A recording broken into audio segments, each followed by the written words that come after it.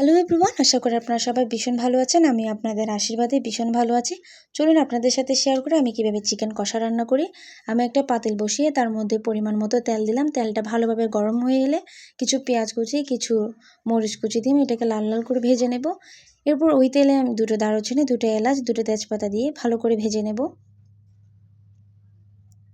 এরপর আমি আগে থেকে ব্লেন্ড করে রাখা কিছু আদা রসুনের পেস্ট দিয়ে এটাকেও ভালোভাবে নেড়েচেড়ে নেব, যেন কাঁচা গন্ধটা ভালোভাবে চলে যায়।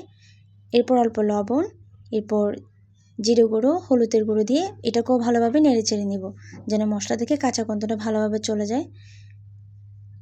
এরপর আমি কিছু লঙ্কা গুঁড়ো দিব। আপনারা আপনাদের পছন্দ মতো দিতে পারেন, ঝাল আপনারা যেরকম খান সেরকমই দিবেন। এরপর আমি মাংসকে দিয়ে দিব। এটাকে আমি ভালো করে কষিয়ে নেব।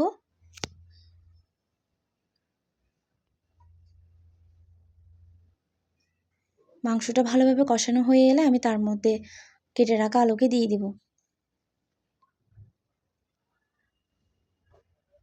এবারে আমি আলু মাংস দুটোকে একসাথে কষিয়ে নেব।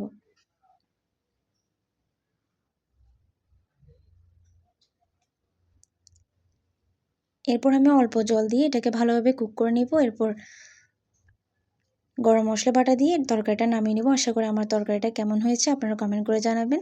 সবাইকে অসংখ্য ধন্যবাদ।